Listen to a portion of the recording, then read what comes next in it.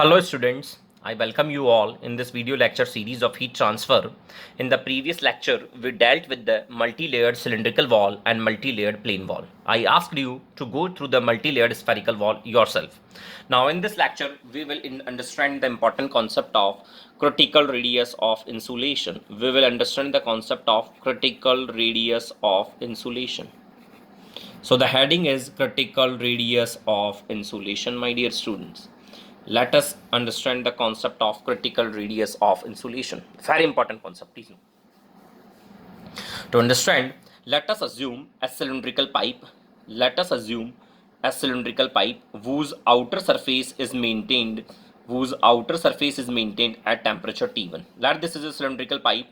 The radius of outer face of the pipe being R1. Radius of outer face of the pipe being R1 and the temperature of this outer face being T1. I am considering a cylindrical pipe. This is a cylindrical pipe having length L perpendicular to the plane of paper. The radius of the outer face of the cylindrical pipe is R1 and the temperature of the outer face of the cylindrical pipe being T1. And now this pipe surface is exposed to a fluid with temperature T infinity and heat transfer coefficient H. Now, if I ask you what is the rate of heat loss through this outer surface or from this outer surface of the pipe, so you can calculate this by using the formula Q convection, that is Q convection is equals to, from Newton's law of cooling, as heat transfer coefficient H, the surface area 2 pi R1L multiply by Ts minus T infinity, or T1 probably T1 minus T infinity. Okay, this is the expression for the rate of heat loss from this outer surface or outer face of the cylinder to the fluid. This is the rate of heat loss which is there from the outer face of the cylinder. Now, if I ask you how to reduce this rate of heat loss from this outer surface of the cylinder, how to reduce this rate of heat transfer from this outer face of the cylinder? So some of you may answer like that, sir, just add a layer of insulation around the cylindrical pipe. Just add a layer of insulation around the cylindrical pipe. The addition of insulation would reduce the rate of heat loss from the cylindrical pipe. So let us examine the effect of adding insulation over the cylinder. Let us examine the effect of adding insulation over this cylindrical pipe. So let me again draw this cylinder. This is the cylindrical pipe whose outer face is maintained at temperature T1 and radius being R1. This is the cylindrical pipe, radius being R1, and this outer face is maintained at temperature T1. Okay. Now let me add a layer of insulation around the cylindrical pipe. To reduce the rate of heat loss from the cylinder, let me add a layer of insulation around the cylindrical pipe. Please note, my dear students, I have added a layer of insulation around the cylindrical pipe. This is the insulation, this is the layer of insulation which has been added around the cylindrical pipe. Okay, this is the layer of insulation which has been added around the cylindrical pipe. Let the radius of insulation being now R2. Let the radius of insulation being now R2. This is the insulation which has been attached around the cylindrical pipe. This is the insulation which has been done around the cylindrical pipe. So outer radius of insulation being R2. Okay, and now again the pipe has been exposed to a fluid which is at temperature T infinity and the heat transfer coefficient being H.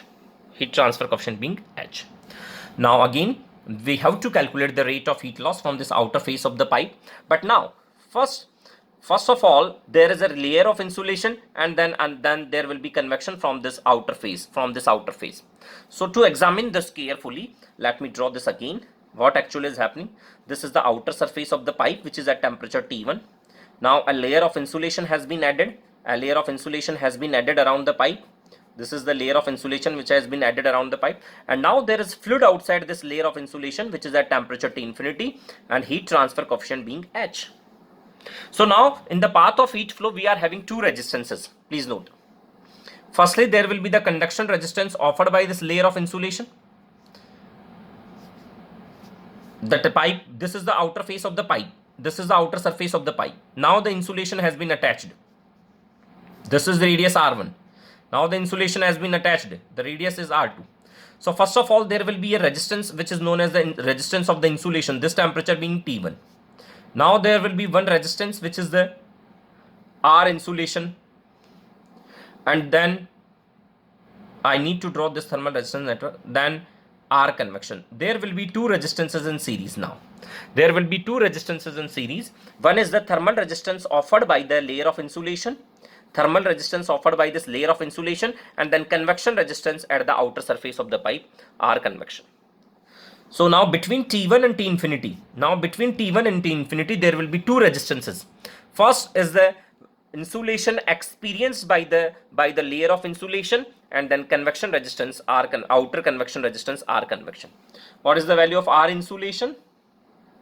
R insulation would be, this is a cylindrical layer of insulation, it would be R2 log of R2 upon R1 upon 2 pi L K of insulation. Let K is the thermal conductivity of this insulating material. K insulation is the thermal conductivity of this insulation. So 2 pi L K insulation, this is the value of R insulation. And now what is the value of R convection? R convection now would be 1 upon H multiplied by outer surface area. It would be 1 upon H. What is the area of outer face which has been exposed to the convection? This is the area of the pipe surface which has been exposed to the convection. So the area would be 2 pi R2L. The area would be 2 pi R2L. There are two resistances in the path of heat flow. Now the rate of heat transfer can be written as, how the rate of heat transfer can be written as? Now the rate of heat transfer from the pipe surface can be written as Q equals to the temperature difference T1 minus T infinity divided by R total. And what is R total? What is R total? Please note. Q equals to T1 minus T infinity upon R total is the sum of R insulation and R convection. Now put the values of R insulation and R convection over here. So we can write as T1 minus T infinity. What is the value of R insulation? R insulation will be determined as a log of R2 upon R1 upon 2 pi L K of insulation, plus what is the value of R convection? It is 1 upon H multiplied by 2 pi R2 L. We have determined the value. Okay, now this is the rate of heat loss in presence of insulation, certain layer of insulation. Okay, and this was the rate of heat loss in absence of insulation. This was the rate of heat loss in absence of insulation. Okay, now please note, with the addition of insulation, as we are attaching the insulation, what will be effect on Q? We have to note, means as we are increasing insulation, as we increase insulation, that is as we increase R2,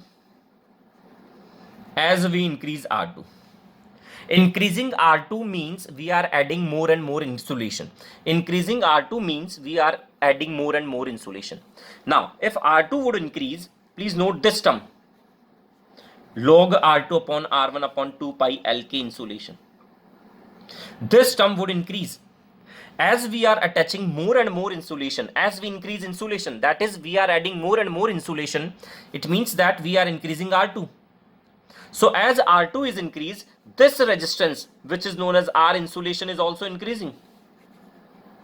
As we increase R2, this R insulation also increases. But at the same time, as R2 is increased, this R convection, this term decreases. If I increase R2, then this term will decrease. Please note, my dear students, there is a very important concept. Please be careful. Again, I am repeating. As I am increasing the insulation, it means that I am increasing the value of R2. Increasing insulation means increasing the value of R2. Please note over here. Increasing insulation means we are increasing the value of R2 and we are attaching more and more insulation. So as we attach more and more insulation, R2 is increased, and increasing R2 would result into increase in this R insulation, but at the same time this R convection would decrease. As R2 will increase, this R convection will decrease. So by increasing R2, this quantity is increasing and this quantity is decreasing. Increase in R2, this quantity will decrease and this quantity will increase. So what will be effect on Q? The effect on Q would be determined by the cumulative effect in these two quantities. So what is actually happening? What is actually happening? What is actually happening? I want to draw a resistance or a diagram. Means as I am increasing R2, this is the value of R1, value of R2 being equal to R1 at this point. Increasing R2 would increase the R insulation. Increasing R2 would increase the R insulation, and increasing R2 would decrease the R convection. So what will be the effect on this? What will be the effect on total resistance? Sum of two. So when this equation is plotted, when we plot this against R2, the total resistance is plotted against R2, then we have curve like this. This is the curve for R total. This is the curve for R total. The R total now will first decrease and then it will increase. I have plotted this term, and then their sum, the total term. So this is on this, there is R on this axis. So when R is increased, when radius of insulation is increased, R2 is increased beyond R1. As we start adding insulation, R insulation increases, R convection decreases, and what happens to the total resistance? Total resistance first decreases and then total resistance start increasing. With further increase in R2, the total resistance starts increasing. The point where this total resistance becomes least, this is the value of R total being minimum. The radius of insulation R2 for which this R being least, this R total resistance being least, is known as critical radius of insulation, my dear students. Please note this very important concept. Increasing R2 would increase R insulation, it will decrease R convection. So what will happen to the total resistance? R total will first decrease and then it will increase. That has been come from this equation itself. This is the physics of this mathematical part. So increasing R2 would first reduce the R total, and once up to a point R total will decrease, and beyond that point R total will again start increasing.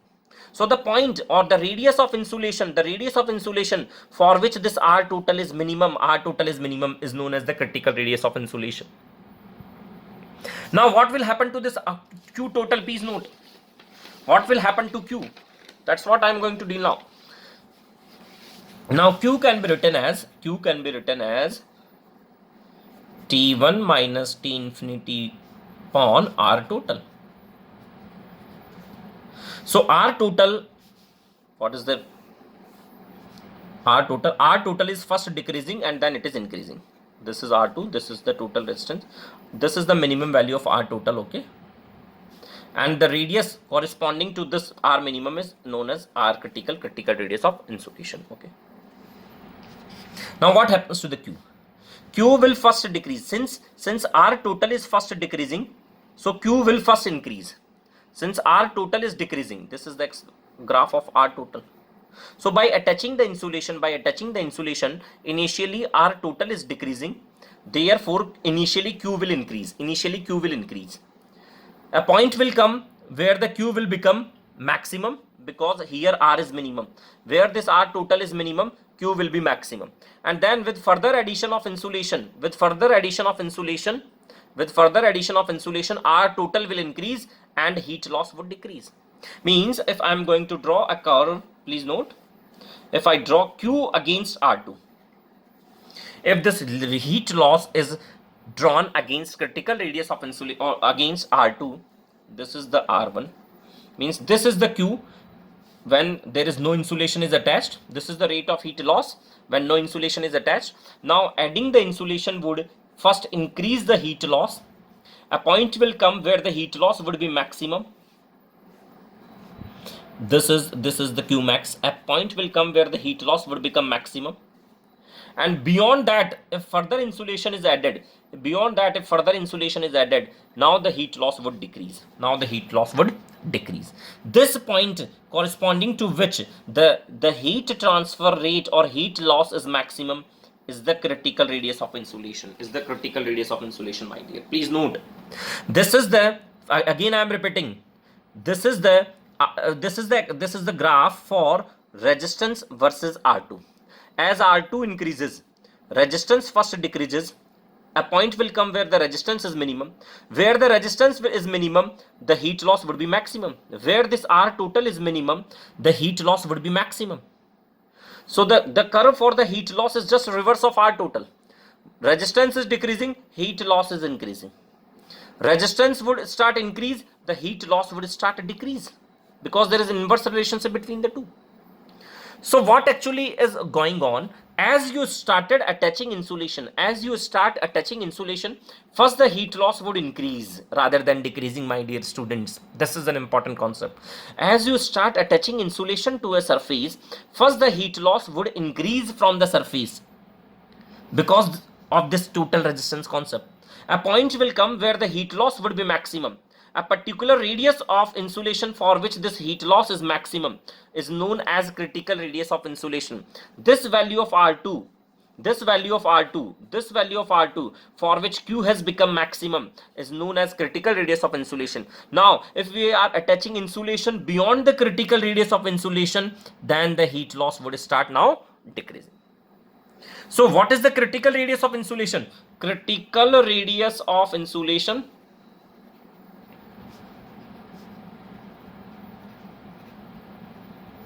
is the radius of insulation for which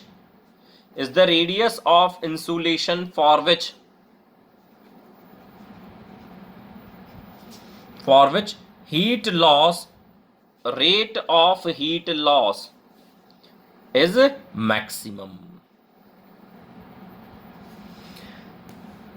So the critical radius of insulation is that radius of insulation for which rate of heat loss is maximum.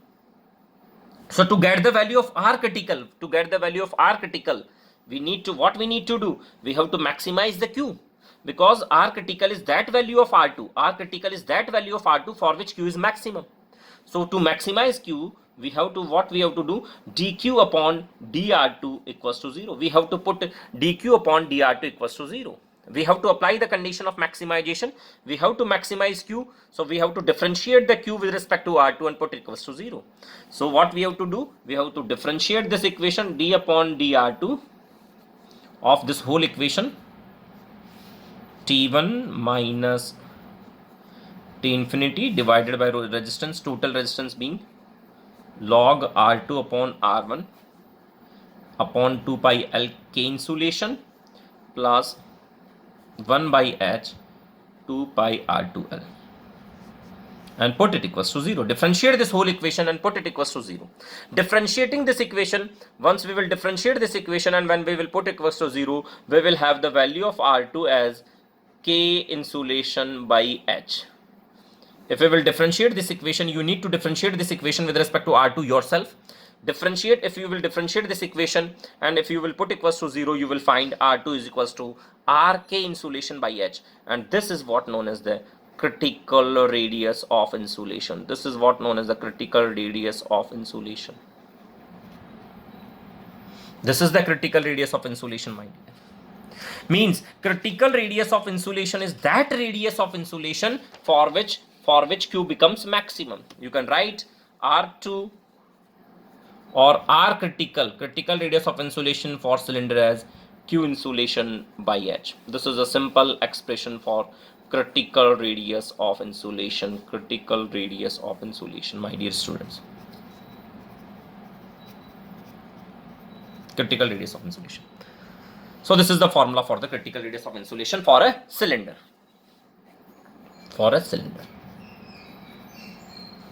If you will do for a sphere, you will have R critical for a sphere as 2K insulation by H. This is the critical radius of insulation for a sphere. So I'm repeating the whole idea. What is the sole idea? The sole idea is that as we start increasing the radius of insulation, as we start attaching the insulation to a surface, first the rate of heat loss would increase. A point will come where the rate of heat loss would become maximum. A point will come where the rate of heat loss would become maximum. The radius corresponding to this point is known as the critical radius of insulation. Attaching the insulation beyond this critical radius would further decrease the rate of heat loss, And why it is happening? It happens because of this R. It happens because of this resistance R. Because the total resistance goes like this. With increasing the radius of insulation, with the attachment of insulation, first R total decreases. This is the curve of R total. First R total decreases, therefore Q increases. And beyond that point, a point will come beyond that. This is the critical radius. After critical radius, further attachment of insulation would increase the total resistance. If the total resistance would increase, the Q will decrease, because Q is inversely proportional to R total. If now R total would increase, Q will decrease. So this is the concept of insulation. Means when we start insulating the cylindrical surfaces or spherical surfaces, with the addition of insulation, first the heat loss would increase rather than decreasing. A point or a radius of insulation would come for which the heat loss would be maximum. Further attachment of insulation beyond that radius would always result in decrease in the heat loss. So my dear students, this is the critical radius of insulation for the cylinder, and this is the critical radius of insulation for the sphere. Thank you.